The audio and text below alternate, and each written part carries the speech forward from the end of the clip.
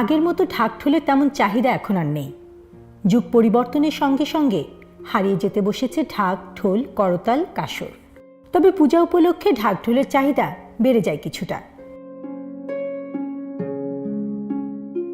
এ সময় বাদ্যযন্ত্র মেরামত ও নতুন করে তৈরির কাজে ব্যস্ত থাকেন বাদ্যযন্ত্র তৈরির শিল্পীরা। সিলেটের কদমতলী এলাকার বাসিন্দা প্রকাশ বাবু দীর্ঘ 40 বছর ধরে বাদ্যযন্ত্র তৈরি করে আসছেন। এটা তাদের বংশ পরম্পরা ব্যবসা।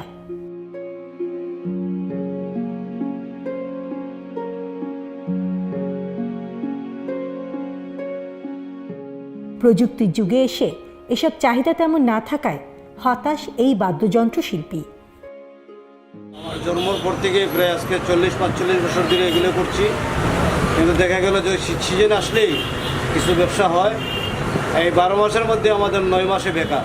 ইন্টারনেট, ফেসবুক এগুলো এখন বর্তমানে হাতে হাতে মোবাইল যাওয়ার পরে আমাদের এগুলোর মান আরও দিন দিন কমে যাচ্ছে। বাদ্যযন্ত্রের প্রতি মানুষের আগ্রহ বাড়ুক এই আকুতি তার।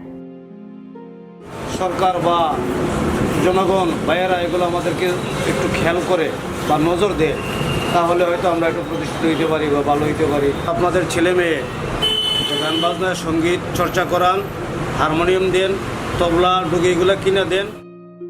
আসন্ন হিন্দু ধর্মাবলম্বীদের প্রধান উৎসব দুর্গাপূজা, চলছে তারই প্রস্তুতি। প্রকাশবাবুও ব্যস্ত এই কাজে।